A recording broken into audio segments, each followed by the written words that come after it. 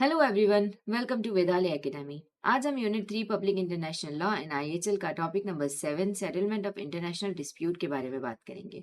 क्या आपने कभी सोचा है कि जब दो कंट्री के बीच में डिस्प्यूट होता है तो वो किसी भी रीजन की वजह से हो, लैंड, बॉर्डर, वाटर, कोई भी रीजन हो, तो उसका सेटलमेंट कैसे होता है? क्या सिर्फ और सिर्फ वॉर ही एकमात्र सोल्यूशन है डिस्प्यूट को सेटल करने का?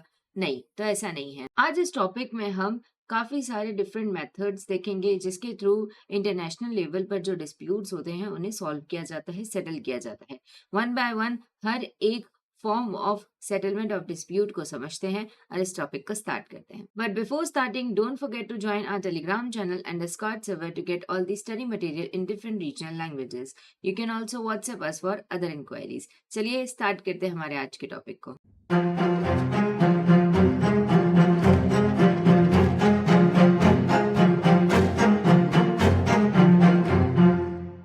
तो आज के हमारे इस टॉपिक में सेटलमेंट ऑफ इंटरनेशनल डिस्प्यूट्स में हम क्या क्या कवर करने वाले हैं। सबसे पहले हम देखेंगे कि पॉलिटिकल एंड लीगल डिस्प्यूट्स क्या होते हैं।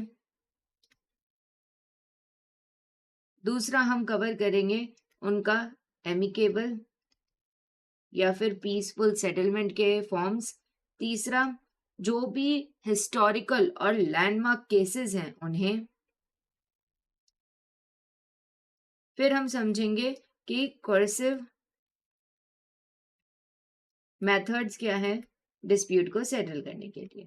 ठीक है, वन बाय वन हर एक टॉपिक को कवर करते हैं। आज का जो टॉपिक है हमारा वो इंटरनेशनल लॉ में काफी इंपॉर्टेंस रखता है, क्योंकि जब तक दो कंट्रीज के बीच में या जो भी सारी कंट्रीज हैं वर्ल्ड में उनके बीच में जो भी डिस्प्यूट्स हैं वो सेटल नहीं होंगे तब तक पीस मेंटेन नहीं हो पाएगी। इसलिए इस टॉपिक में जो भी फॉर्म्स दिए हुए हैं इंटरनेशनल डिस्प्यूट को सॉल्व करने के या सेटल करने के, उनको समझने से पहले ये समझते हैं कि पॉलिटिकल और लीगल डिस्प्यूट क्या होता है। ठीक है, डिस्प्यूट वर्ड का क्या मतलब है? जब भी दो कंट्रीज के बीच में किसी लॉ को लेकर, किसी फैक्ट को लेकर या किसी भी तरीके के इंटरेस्ट को लेकर डिसएग्रीमेंट होता है तो उसे डिस्प्यूट बोलते हैं। डिसएग्रीमेंट ऑन लॉ का क्या मतलब है कि जब दो कंट्रीज आपस में ये फिक्स नहीं कर पा रही हैं कि जो उनके बीच की ट्रीटी है वो कैसे एग्जीक्यूट होगी और उस रिलेटेड कोई भी डिस्प्यूट है। ठीक है, डिसएग्रीमेंट ऑन फैक्ट का क्या मतलब है कि जो लैंड्स होती हैं, जो बॉर्डर्स पर होती हैं, तो वो लैंड किसको बिलोंग करती है, इस चीज को लेकर कोई झगड़ा है। फिर है डिसएग्रीमेंट ऑन इंटरेस्ट कि कोई भी दो कंट्रीज के बीच में कोई नया ट्रेड है या कोई भी इकोनॉमिक इंटरेस्ट या किसी भी तरीके का इंटरेस्ट है, उसको लेकर कोई भी डिसएग्रीमेंट है तो वो होता है डिसएग्रीमेंट ऑन इंटरेस्ट। अब डिस्कस करते हैं ओपेनहाइम की डेफिनेशन को। ओपेनहाइम कौन थे? इंटरनेशनल लॉ के काफी बड़े स्कॉलर हैं वो, जिन्होंने लीगल डिस्प्यूट को एक्सप्लेन किया है। उनके अकॉर्डिंग लीगल डिस्प्यूट्स क्या होते हैं? लीगल डिस्प्यूट तब अराइज होते हैं जब क्लेम्स, मतलब कोई भी जो दावे होते हैं वो किसके ऊपर बेस्ड करें? इंटरनेशनल लॉ के ऊपर। फॉर एग्जाम्पल, अगर इंडिया ऐसा कहती है कि XYZ कंट्री ने यूएन के रूल्स वायलेट किए हैं, ठीक है, और ये जो कंट्री है वो ऐसा मानने से मना कर देती है, तो ये एग्जाम्पल किसका बना? लीगल डिस्प्यूट का, क्योंकि यहाँ पर जो क्लेम है वो किसके ऊपर बेस्ड है? इंटरनेशनल लॉ के ऊपर। अब ये समझो कि जो डिस्प्यूट्स हैं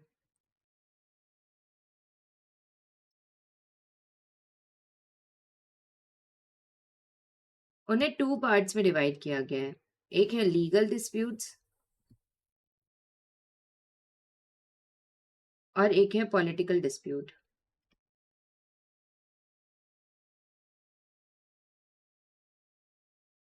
अब लीगल डिस्प्यूट का क्या मतलब है? जहां जो एग्जिस्टिंग लॉज हैं उन्हें अप्लाई किया जाता है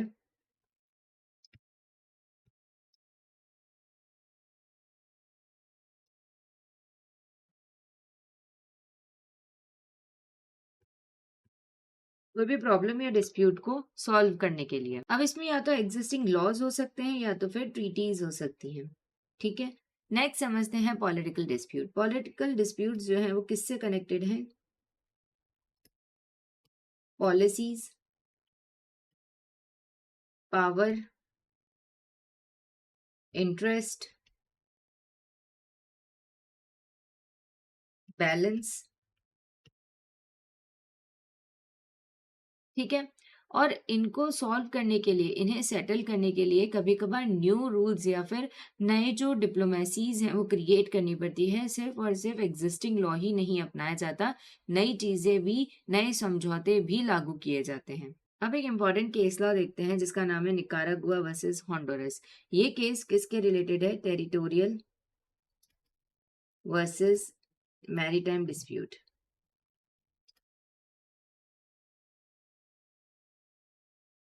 इस केस में कोर्ट ने क्या कहा कि कोर्ट सिर्फ और सिर्फ लीगल डिस्प्यूट्स के साथ डील करेगी जो कि सेटल किए जा सकते हों इंटरनेशनल लॉ के अंदर। मतलब इंटरनेशनल कोर्ट ऑफ जस्टिस ने ये कहा कि कोर्ट सिर्फ और सिर्फ ऐसे इश्यूज के साथ डील करेगी जिसमें कोई लीगल बेसिस हो, मतलब कोई ट्रीटी या कस्टमरी लॉ रिलेटेड। और अगर कोई ऐसा इशू है जो कि प्योरली पॉलिटिकल नेचर का है और उसके ऊपर कोई भी लॉ अप्लाई नहीं किया जा सकता, तो कोर्ट ऐसे मैटर्स के साथ डील नहीं करेगी। Next, international court of justice का जो स्टैट्यूट है उसके इस आर्टिकल में लीगल डिस्प्यूट को कोर्ट के कंपलसरी जुरिस्डिक्शन के साथ लिंक किया गया है। इस आर्टिकल के अंदर जो भी कंट्रीज इस आर्टिकल को एक्सेप्ट करती है उन्हें कुछ पर्टिकुलर लीगल डिस्प्यूट्स जो होते हैं वो कोर्ट के सामने प्रेजेंट करने होते हैं, अगर दूसरी कंट्री भी एक्सेप्ट करती है तो। और ऐसा करना जो भी कंट्री इस आर्टिकल को एक्सेप्ट करती है उनके लिए कंपलसरी है, मैंडेटरी हो जाता है।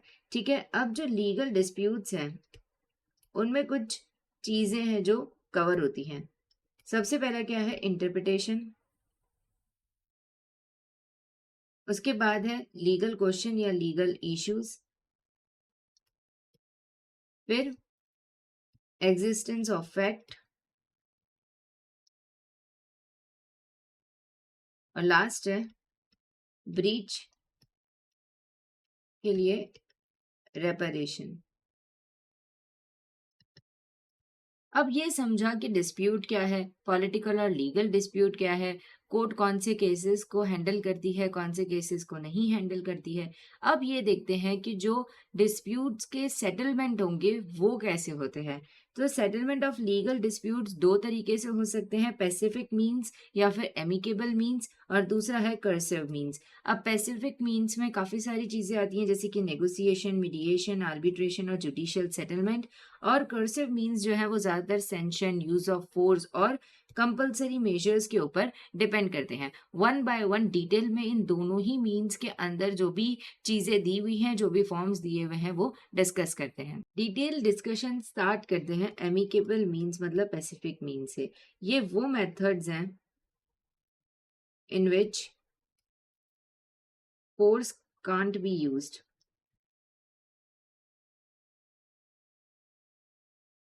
ठीक है।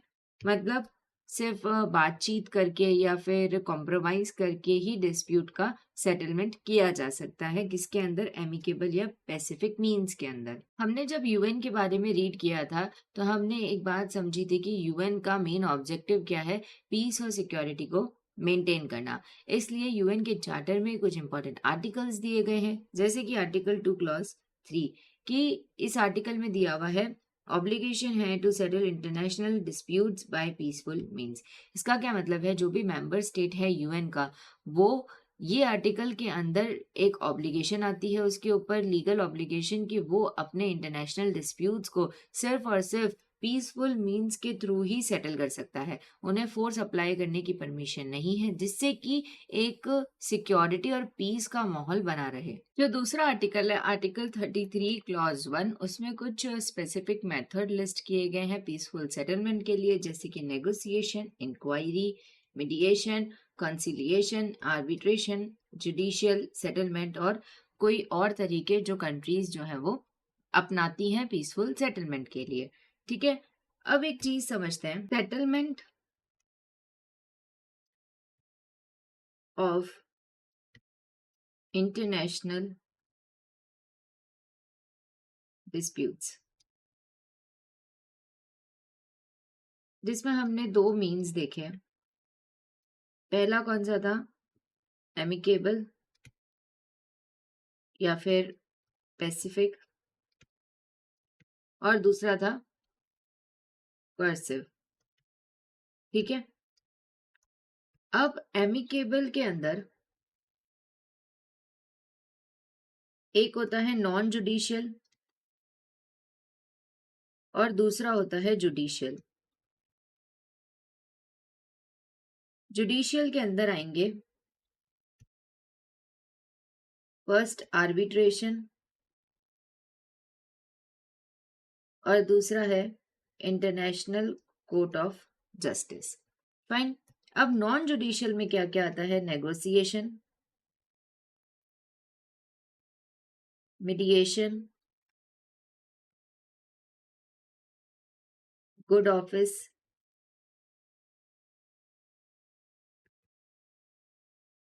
फिर यूनाइटेड नेशन, लास्ट है कंसिलिएशन। अब अगर कॉरेसिव मीन्स की बात करें तो पहला आएगा रिटॉर्शन, फिर है रिप्रेजल,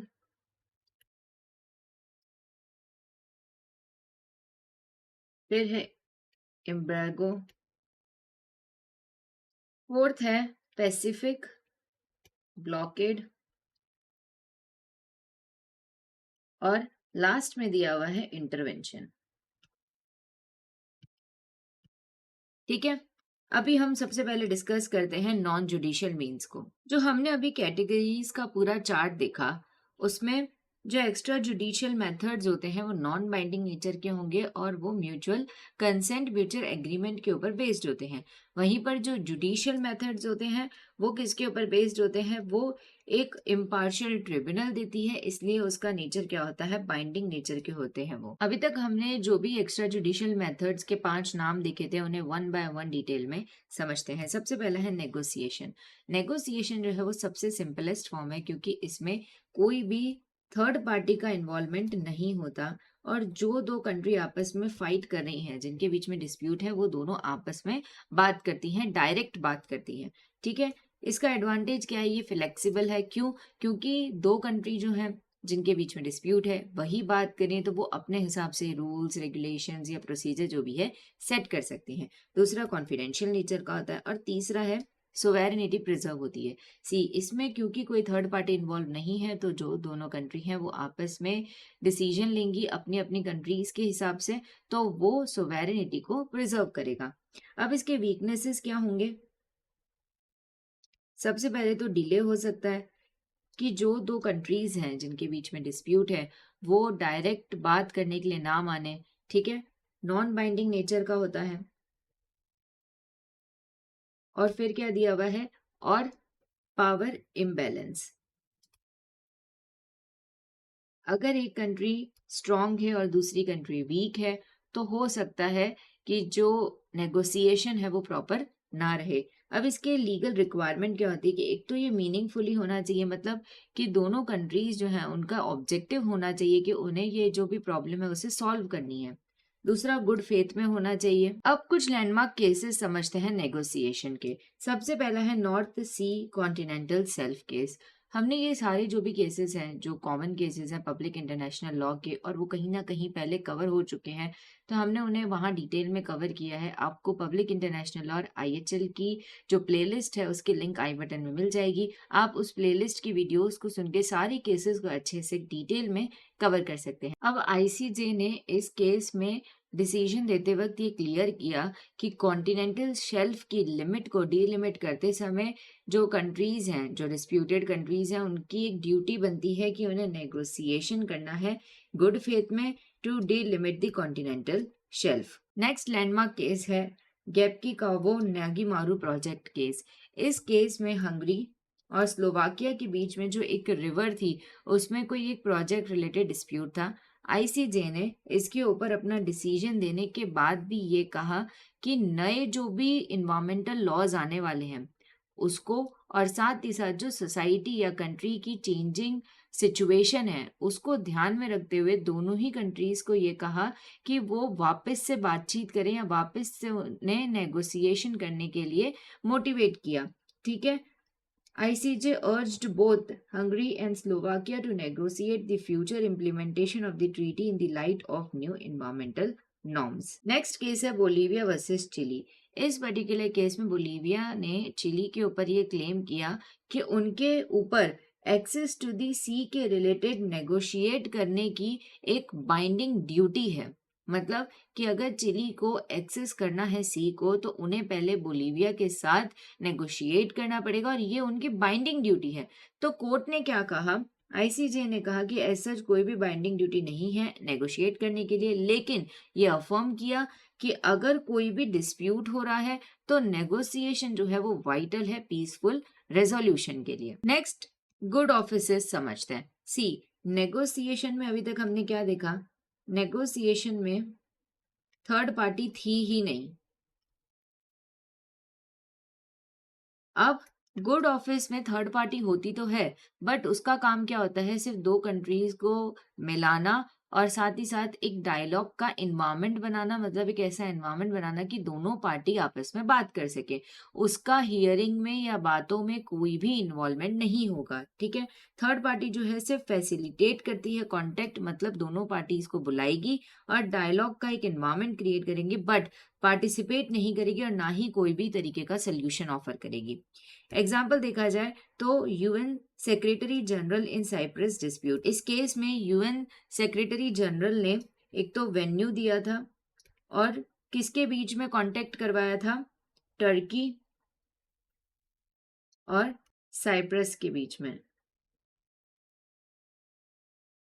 ठीक है।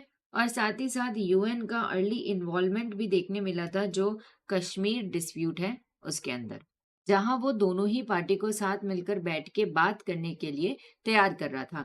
नेक्स्ट देखते हैं मीडिएशन। मीडिएशन में थर्ड पार्टी जो है वो एक्टिवली पार्टिसिपेट करेगा, ठीक है, हेल्प करेगा रिकंसाइल करने में क्लेम्स को और ऑफर करता है सब्सटेंटिव प्रपोजल फॉर सेटलमेंट। अगर हम गुड ऑफिस और मीडिएशन का फर्क देखें तो यही है कि इसमें थर्ड पार्टी सिर्फ और सिर्फ दो डिस्प्यूटेड कंट्रीज को मिलाने का काम कर रहा था या फिर जो डायलॉग का एनवायरनमेंट क्रिएट करने का काम कर रहा था, उसका कोई एक्टिव पार्टिसिपेशन नहीं था।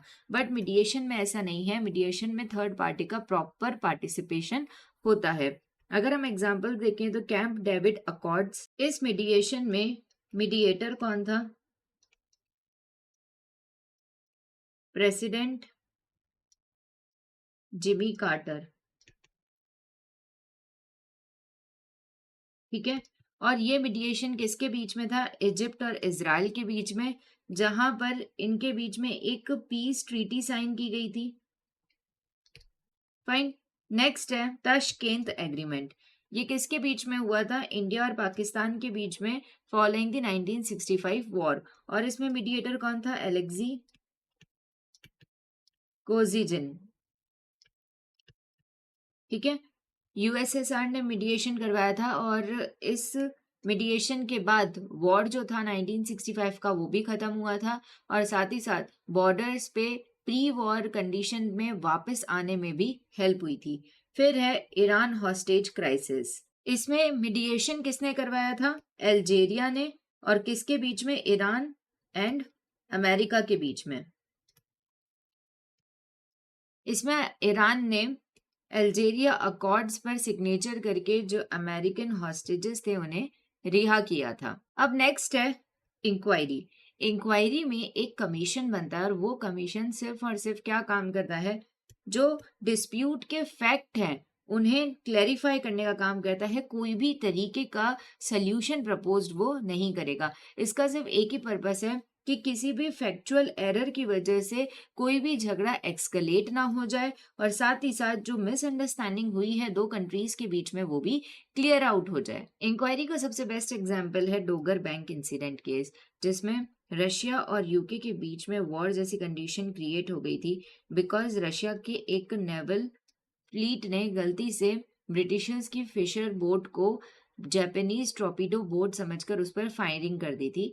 जिसके बाद जो कमीशन ऑफ इंक्वायरी बनी उन्होंने पूरा फैक्ट चेक किया और ये माना कि रशियंस की गलती थी और उसके बाद रशिया ने क्या किया, रिपेरेशन किया और जो युद्ध था, जो वॉर था, वो फिर नहीं हुआ। नेक्स्ट है कंसीलिएशन। कंसीलिएशन जो कमीशन है वो दो तरीके से परफॉर्म करता है।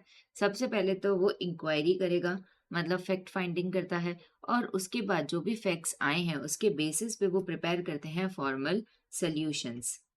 ठीक है, बट ये जो भी सोल्यूशन होंगे वो नॉन बाइंडिंग नेचर के होंगे। अगर हम एग्जांपल देखें, सबसे पहला है टिमोर सी कंसिलिएशन, जिसमें सक्सेसफुल कंसिलिएशन हुआ था under United Nations convention on the law of sea. ठीक है, जिसकी वजह से सबसे पहली बार बाइंडिंग नेचर का मैरीटाइम बाउंड्री ट्रीटी साइन की गई थी बिटवीन ऑस्ट्रेलिया और टिमोर लेस्ते। फिर एग्जाम्पल है इंडस वाटर डिस्प्यूट, जिसमें वर्ल्ड बैंक ने कंसिलिएशन एफर्ट्स दिए थे, जिसकी वजह से क्या हुआ था, इंडस वाटर ट्रीटी साइन हुई थी इंडिया और पाकिस्तान के बीच में। फिर है यूएन का रोल। अब यूएन का रोल जो है वो चैप्टर नंबर 6 में दिया हुआ है। सिक्योरिटी काउंसिल को देखें तो उसकी प्राइमरी रिस्पॉन्सिबिलिटी होती है इसमें सेटलमेंट ऑफ पीसफुल डिस्प्यूट कराने में। अब रोल क्या प्ले कर सकता है सिक्योरिटी काउंसिल? इन्वेस्टिगेट कर सकते हैं डिस्प्यूट को, और साथ ही साथ रिकमेंड कर सकता है प्रोसीजर या मेथड ऑफ सेटलमेंट। फिर जनरल असेंबली का क्या रोल है? वो डिस्कस कर सकता है और रिकमेंडेशंस दे सकता है। अभी तक हमने एक्स्ट्रा जुडिशियल जितने भी चीजें थी वो अच्छे से कवर कर ली हैं। आई होप आपको ये अच्छे से क्लियर हो गया हो। अब हम आगे बढ़ते हैं जुडिशियल सेटलमेंट की तरफ। जुडिशियल सेटलमेंट का सबसे यूनिक फीचर क्या है कि वो बाइंडिंग नेचर का होगा, और जो भी डिसीजन आएगा उसे कंट्रीज को मानना पड़ेगा।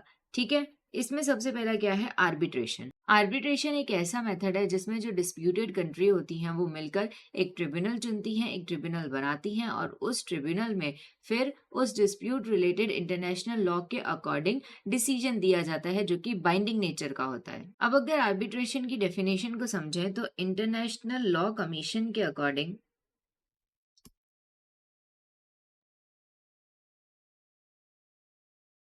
आर्बिट्रेशन का क्या मतलब है?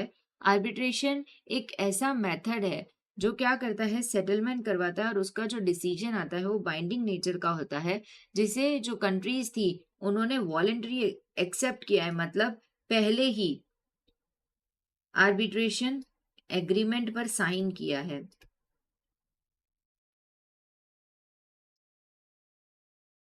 ठीक है, उसके बाद इंटरनेशनल कोर्ट ऑफ जस्टिस ने कतर वर्सेस बहरीन के केस में ये कहा था कि आर्बिट्रेशन क्या है, उसके जजेस कौन चूज करता है? स्टेट खुद चूज करती है, जो ग्राउंडेड है इन इंटरनेशनल लॉ। अब आर्बिट्रेशन के दो फॉर्म है, एडहॉक और परमानेंट। एडहॉक मतलब जो ट्रिब्यूनल किसी स्पेसिफिक डिस्प्यूट के लिए बनाया गया है, जैसे ही वो डिस्प्यूट खत्म होगा वो ट्रिब्यूनल भी खत्म हो जाएगा। जैसे कि कच्छ डिस्प्यूट जो क्यों बनाया गया था? इंडिया पाकिस्तान के बीच में जो बॉर्डर रिलेटेड इश्यूज थे उनके लिए 1965 में। और फिर था परमानेंट, जो क्या था? परमानेंट कोर्ट ऑफ आर्बिट्रेशन, जो कब सेटअप किया गया था? 1899 और 1907 हेग कन्वेंशन के अंदर। आर्बिट्रेशन की कैरेक्टरिस्टिक्स की बात करें तो पार्टीज का कंट्रोल होता है आर्बिट्रेटर्स के ऊपर, क्योंकि पार्टी खुद डिसाइड करती हैं अपने आर्बिट्रेटर्स या फिर अपने जजेस को, खुद ही वो जरिस्डिक्शन तय करती हैं, खुद ही रूल्स और प्रोसीजर बनाती है, तो इसमें फ्लेक्सिबिलिटी बहुत ज्यादा होती है। ठीक है, नेक्स्ट है awards are final and binding. जो आर्बिट्रेशन का डिसीजन आता है उसे अवार्ड कहा जाता है, और ये अवार्ड जो है वो पार्टीज के ऊपर बाइंडिंग होते हैं, उन्हें मानना पड़ेगा, और वो फाइनल नेचर के होते हैं, और ऐसा माना जाता है कि पार्टी भी उसे गुड फेथ में एक्सेप्ट करेगी। लेकिन अगर पार्टी कंप्लायंस नहीं करती है तो जो कंट्री है उसके ऊपर उसकी लेजिटिमेसी और उसके ट्रस्ट वर्दीनेस के ऊपर सवाल उठने लगते हैं। आर्बिट्रेशन के कंपोजिशन की बात करें तो जो भी कंट्री जिनके बीच में डिस्प्यूट है वो आर्बिट्रेटर्स को सिलेक्ट करते हैं। वो सिंगल आर्बिट्रेटर भी हो सकता है और वो पैनल भी हो सकता है। लेकिन अगर वो ऐसा नहीं कर पा रहे हैं तो कौन अपॉइंट करेगा? आईसीजे का प्रेसिडेंट, मतलब इंटरनेशनल कोर्ट ऑफ जस्टिस के प्रेसिडेंट अपॉइंट करेंगे आर्बिट्रेटर्स को, या फिर यूएन का सिक्योरिटी जनरल। नेक्स्ट, आर्बिट्रेशन के स्ट्रेंथ क्या है? सबसे पहले तो हमने क्या देखा कि फाइनल और बाइंडिंग आउटकम आता है, डिसीजन जो है बाइंडिंग नेचर का होगा। दूसरा, फ्लेक्सिबल और ट्रस्टेड नेचर का होता है आर्बिट्रेशन। यही इसके वीकनेसेस क्या होंगे? नीड्स म्यूचुअल कंसेंट, मतलब आर्बिट्रेशन पॉसिबल कब है? जब दोनों पार्टीज का कंसेंट हो, ठीक है। तो इसका जो स्कोप है वो काफी लिमिटेड हो जाता है। फिर कॉस्टली और बहुत ज्यादा टाइम कंज्यूमिंग है, और साथ ही साथ एक रिस्क होता है नॉन कंप्लायंस का। अब हम कुछ की केसेस देखते हैं आर्बिट्रेशन रिलेटेड। सबसे पहला है अलाबामा क्लेम्स। ये केस किसके बीच में था? यूएस वर्सेस ग्रेट ब्रिटेन के बीच में, ठीक है। अब इस केस में हुआ क्या था? ग्रेट ब्रिटेन, यूके ने अमेरिकन सिविल वॉर के टाइम पर जो कॉन्फेडरेट आर्मी थी उसके लिए अलाबामा जैसी वॉरशिप बनाने की परमिशन दे दी थी, जिसकी वजह से आर्बिट्रेशन ट्रिब्यूनल ने यूके को लाइबल माना, क्योंकि यूके ने जो रूल्स होते हैं इंटरनेशनल न्यूट्रलिटी के उसे ब्रीच किया था। नेक्स्ट है ट्रेल स्मेल्टर केस। ये केस किसके बीच में है? USA versus Canada. यहाँ पर कनाडा में एक जो स्मेल्टर था उसमें से निकलता हुआ धुआं बॉर्डर पार करके यूएसए की जो लैंड है उसे नुकसान पहुंचा रहा था। तो आर्बिट्रेशन ट्रिब्यूनल ने इस पर्टिकुलर केस में इस प्रिंसिपल को सेटअप किया और ये कहा कि किसी भी कंट्री को अपनी लैंड को ऐसे यूज नहीं करना है कि वो दूसरी कंट्री की लैंड को नुकसान पहुंचाए, ठीक है। नेक्स्ट है रेनबो वॉरियर। ये केस किसके बीच में है? New Zealand versus France. अब इस केस में जो फ्रांस के एजेंट थे उन्होंने न्यूजीलैंड के पोर्ट पर ग्रीन पीस के शिप की जगह रेनबो वॉरियर शिप को डुबा दिया था, जिसकी वजह से आर्बिट्रेशन ट्रिब्यूनल ने उसे ट्रीटी का ब्रीच माना और फ्रांस को लाइबल बताया। फिर है साउथ चाइना सी। ये केस किनके रिलेटेड है? Philippines versus China. इस केस में जो चाइना का 9 लाइन रिलेटेड एक क्लेम था हिस्टोरिकल राइट्स का, उसे इनवैलिडेट माना गया था according to United Nation convention on law of sea, ठीक है। अब इंटरनेशनल कोर्ट ऑफ जस्टिस को, इस टॉपिक को हमने डिटेल में कवर किया है जो हमारी वीडियो है यूएन एंड इट्स ऑर्गन में। अगर आपने ये वीडियो अभी तक ना देखी हो तो आपको इसकी लिंक ऊपर आई बटन में मिल जाएगी। इस वीडियो को आप देखोगे तो आपको ये टॉपिक अच्छे से कवर हो जाएगा। यहाँ पर हम इसके कुछ की केसेस डिस्कस करते हैं। सबसे पहला केस है कुर्फू चैनल केस। ये केस किसके बीच में था? UK versus Albania. इस केस में इंटरनेशनल कोर्ट ऑफ जस्टिस ने अल्बानिया को लाइबल माना था इंटरनेशनल लॉ के वायलेशन के लिए, क्योंकि इसने कुर्फू चैनल में माइंस लगाने से यूके को वार्न नहीं किया था, ठीक है। और इस पर्टिकुलर केस में स्टेट रिस्पॉन्सिबिलिटी का जो प्रिंसिपल था वो और ज्यादा स्ट्रांग हो गया। उसके बाद नेक्स्ट केस है निकारागुआ वर्सेस यूएसए। इस केस में यूएसए को इंटरनेशनल कोर्ट ऑफ जस्टिस ने लाइबल माना था, क्योंकि यूएसए ने यूज ऑफ फोर्स और नॉन इंटरवेंशन का जो प्रिंसिपल था उसे वायलेट किया और अनलॉफुल इंटरवेंशन किया था निकारागुआ में। उसके बाद केस है बॉस्निया वर्सेस सर्बिया। इस केस में इंटरनेशनल कोर्ट ऑफ जस्टिस ने कहा कि जो सर्बिया है वो डायरेक्टली लाइबल नहीं होगा जीनोसाइड के लिए, लेकिन वो लाइबल किस चीज के लिए है कि वो फेल हो गया प्रिवेंट करने के लिए जीनोसाइड को। उसके बाद है कतर वर्सेस बहरीन। ये केस किसके रिलेटेड था? ये केस था territorial sovereignty and maritime boundary related. फिर है इजराइल पैलेस्टाइन वॉल। ये केस जो है इसमें आईसीजे ने एडवाइस दी थी कि जो इजराइल ने एक वॉल बनाई है वो इंटरनेशनल लॉ के वायलेशन में है, लेकिन क्योंकि ये एडवाइस थी तो ये नॉन बाइंडिंग नेचर की थी और इजराइल ने इसे इग्नोर कर दिया। अभी तक हमने जितने भी एमिकेबल या फिर पैसिफिक मीन्स थे वो सारे कवर कर लिए हैं। अब जब ये मीन्स फेल हो जाते हैं तब जो कंट्रीज होती है वो कंपल्सिव या कर्सिव मीन्स का सहारा लेती हैं, जिससे कि जो कंट्री होती है वो दूसरी कंट्री के ऊपर प्रेशर क्रिएट करती है।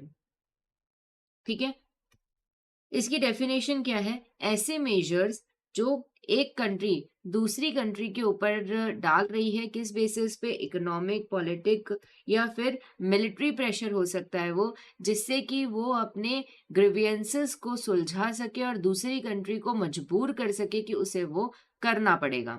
यूएन चार्टर के अकॉर्डिंग आर्टिकल 2 क्लॉज 4 में क्या दिया हुआ है कि वो प्रोहिबिट करता है किसी भी तरीके के फोर्स को यूज करने से। साथ ही साथ अगर देखा जाए तो सिर्फ और सिर्फ एक रिटॉर्शन जो है वो जनरली परमिसेबल नेचर का होता है।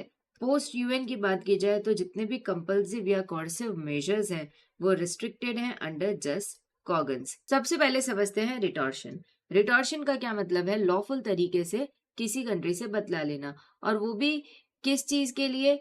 उस कंट्री के डिसकॉर्टियस या फिर अनफ्रेंडली एक्शन के रिस्पॉन्स में, जिसे हम टिट फॉर टैट भी कह सकते हैं। इसके फीचर क्या है? ये हमेशा लीगल होगा अंडर इंटरनेशनल लॉ। साथ ही साथ इसका एम जो है वो रिटेलिएशन है, ना कि रिड्रेस करना। अब एग्जाम्पल समझें। सबसे पहला है इंडिया पाकिस्तान 1992 की दोनों ही कंट्रीज ने एक दूसरे के जो डिप्लोमेट्स थे उन्हें निकाल दिया था। सी, एक कंट्री के पास राइट होता है कि वो किसी के डिप्लोमेट्स को निकाल सकती है, लेकिन जब ये चीज बदला लेने के पर्पज से की गई हो तो ये किसके अंडर आ जाएगी? रिटॉर्शन के अंदर। Same US Russia diplomatic expulsion में एक कंट्री में स्पाई के रिलेटेड कुछ मैटर रेज हुआ, तो दोनों कंट्री ने एक दूसरे के डजन्स ऑफ डिप्लोमेट्स को निकाल दिया था। तो ये भी परफेक्ट एग्जाम्पल बना रिटॉर्शन का। अब अगर रिटॉर्शन के स्ट्रेंथ और वीकनेस की बात की जाए तो इसके स्ट्रेंथ क्या है? ये सिंपल है, इमीडिएट और लॉफुल है। और वीकनेसेस क्या है? कि इससे जो टेंशन है दो कंट्रीज के बीच में वो एस्केलेट हो जाती है और ये कोई रियल सोल्यूशन नहीं है।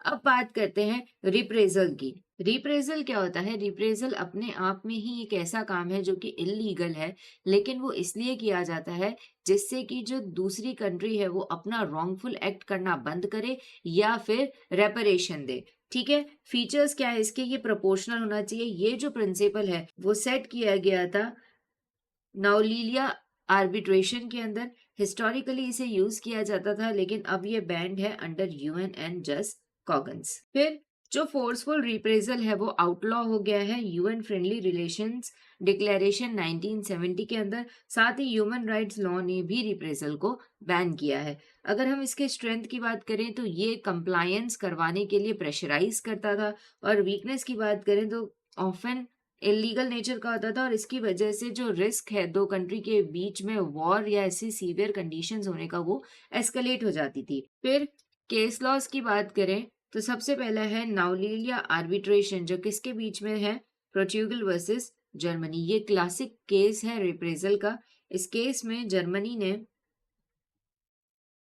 वर्ल्ड वॉर 1 में पोर्चुगल के कुछ एरिया में एक्सेसिव रिप्रेजल किया था, जिसके बाद ये डिसीजन आया कि जो रिप्रेजल है वो प्रोपोर्शनल नेचर का होना चाहिए और लिमिटेड होना चाहिए।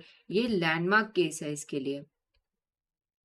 ठीक है, नेक्स्ट है कैरोलाइन केस। ये case often self defence related discuss किया जाता है, लेकिन ये रिलेवेंट है अनलॉफुल रिप्रेजल के लिए, क्योंकि यहाँ पर यूके ने डिस्ट्रॉय कर दिया था यूएस के वेसल्स को। उसके बाद है यूएन ह्यूमन राइट्स कमिटी, जिसने कंडेम्ड किया रिप्रेजल को अगेंस्ट सिविलियंस इन आर्म्ड कॉन्फ्लिक्ट्स। नेक्स्ट है एम्बार्गो। एम्बार्गो मतलब किसी दूसरी कंट्री की शिप्स और प्रॉपर्टी को डिटेन करके उस पर्टिकुलर कंट्री के ऊपर economic and political pressure create करना। ठीक है, ये जो वर्ड है इसका ओरिजिन स्पेनिश टर्म से हुआ था।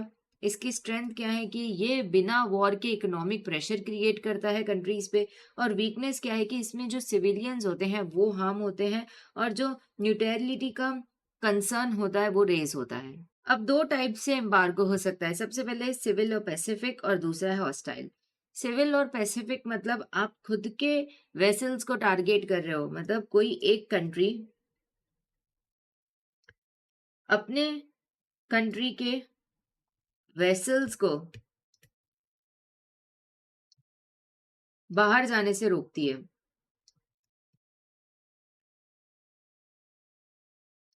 ठीक है, सेम डिटेन करना फॉरेन वेसल, जब आप दूसरी कंट्री के वेसल्स को अपनी कंट्री में डिटेन कर लेते हो। अगर हम केस एग्जांपल्स देखें तो सबसे पहला है यूएस एम्बार्गो ऑन क्यूबा। ये आज तक चला आ रहा है, एक कंट्रोवर्शियल एग्जांपल है क्योंकि यहाँ यूएस ने क्यूबा के ऊपर एक यूनिलेटरल हॉस्टाइल एम्बार्गो लगा रखा है। फिर है UN security council sanctions on Iraq. ये एक कलेक्टिव एम्बार्गो का एग्जाम्पल है। अब देखते हैं पैसिफिक ब्लॉकेड। पैसिफिक ब्लॉकेड का क्या मतलब है? मतलब पीस के टाइम पर किसी कंट्री का जो कोस्ट एरिया है उसे वॉरशिप से घेर लेना, जिससे कि उस कंट्री के ऊपर इकोनॉमिक और पॉलिटिकल प्रेशर बने, उसे बोलते हैं पैसिफिक ब्लॉकेड। इसकी लीगैलिटी क्या है? इसे एक्सेप्ट किया जाता था historically institute of international law 1887 में, लेकिन उसके बाद यूएन जनरल असेंबली रेजोल्यूशन में ऐसा कहा गया कि हो सकता है कि इसे एग्रेशन कॉन्स्टिट्यूट किया जाए। अगर स्ट्रेंथ की बात करें तो ये स्ट्रॉन्ग प्रेशर टूल है। फिर वीकनेसेस, इसकी वजह से एस्केलेशन हो सकता है, और लीगैलिटी इसकी डाउटफुल है पोस्ट यूएन में। अगर की केसेस डिस्कस करें, सबसे पहला है ग्रीक ब्लॉकेड। इसमें ब्रिटेन, फ्रांस, रशिया ने ब्लॉकेड किया था अगेंस्ट ओटोमन एम्पायर, और उससे हुआ क्या? ग्रीक इंडिपेंडेंस मिला। उसके बाद नेक्स्ट एग्जांपल है फ्रांस मेहिको पेस्ट्री वॉर ब्लॉकेड, जिसमें फ्रांस ने ब्लॉकेड किया था फोर्स करने के लिए रेपरेशंस। फिर एग्जांपल है चाइना ताइवान टेंशन, जो 2022 में हुआ था। चाइना ने जो पेलोसी ताइवान के विजिट के टाइम पर नेवल की हेल्प लेकर एक क्वेजी ब्लॉकेड लगा दिया था, जिसे आज के टाइम में डिस्कस किया जाता है as a modern pacific blockade. Next है इंटरवेंशन। इंटरवेंशन मतलब जब एक कंट्री किसी दूसरी कंट्री के स्टेट अफेयर्स में इंटरफेयर करती है, वो कोई भी नेचर का हो सकता है, डिप्लोमेटिक, इकोनॉमिक या मिलिट्री, तो उसे इंटरवेंशन बोलते हैं। ठीक है, फीचर्स क्या है? हिस्टोरिकली तो कॉमन था, लेकिन अब इसे लिमिट कर दिया गया है bye article 2 clause 4 of UN charter. इसे एक्सेप्शनली कभी कभार परमिट किया जा सकता है। कब? यूएन ऑथराइज करती है इसका परमिशन। यूजली किस बेसिस पे होता है? Humanitarian intervention. अब इसकी स्ट्रेंथ की बात करें तो जो ग्रेव नेचर के वायलेशंस हो रहे हैं उन्हें रोकने के लिए यूज होता है ये। और वीकनेस क्या है कि यहाँ पर सोवेरेनिटी वायलेट होती है, और साथ ही साथ इसकी जो लीगैलिटी है वो बहुत ही ज्यादा कंट्रोवर्शियल नेचर की है। अगर हम केस एग्जांपल्स देखें तो ऑलमोस्ट ये सारे केसेस हम ऑलरेडी कवर कर चुके हैं। इसमें नया केस कौन सा है? कोसोवो इंटरवेंशन, जिसमें नाटो ने बिना यूएनएससी के अप्रूवल के एक्शन लिया था। कहाँ पर? सर्बिया में। और उस पे काफी ज्यादा डिस्प्यूट हुआ था, लेकिन उस एक्शन को इलीगल माना गया बट लेजिटिमेट माना गया, क्योंकि वहां पर ह्यूमन राइट्स का सीवियर वायलेशन हो रहा था।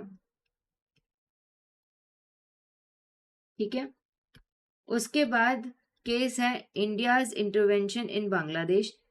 यहाँ पर भी जस्टिफिकेशन दिया गया ह्यूमैनिटेरियन लॉ का, और इसकी लीगैलिटी भी स्टिल कंट्रोवर्शियल है। यहाँ हमारा सेटलमेंट इन इंटरनेशनल डिस्प्यूट के रिलेटेड जितना भी थियोरेटिकल पार्ट है वो अच्छे से कवर कर लिया है हमने।